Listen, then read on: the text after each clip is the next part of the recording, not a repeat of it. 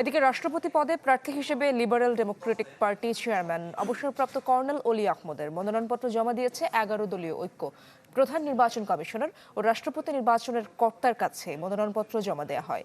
পরে জোট নেতারা বলেন, গণতন্ত্র চর্চার নতুন ধারা সৃষ্টি করতে চান তারা। ডিজাইন, এলিগেন্স, বিউটি, সেরা পণ্য সবার জন্য। জেভিকো। প্রায় ৩৫ বছর পর ফের রাষ্ট্রপতি পদে ভোট হতে যাচ্ছে। সংসদ সদস্যদের সাংবিধানিক সীমারেখায় কে হতে যাচ্ছেন রাষ্ট্রপতি তা অনেকটাই জানা।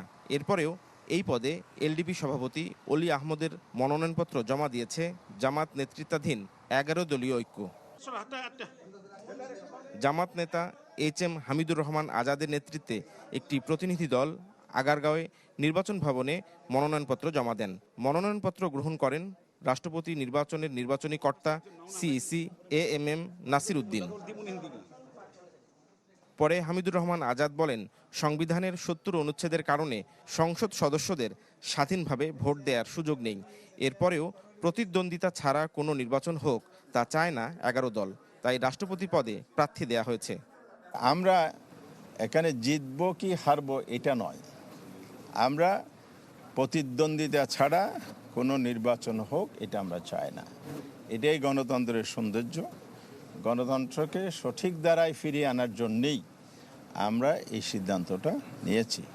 ১৯৭১ সালে মুক্তিযুদ্ধে অবদানের জন্য বীর বিক্রম খেতাব পাওয়া সাবেক সেনা কর্মকর্তা অলি আহমদের রাষ্ট্রপতি মনোনয়নের প্রস্তাবক বিরোধী দলীয় নেতা ডাক্তার শফিকুর রহমান ও সমর্থক হিসেবে এনসিপির সংসদ সদস্য আবদুল্লাহ আল আমিনের নাম রয়েছে।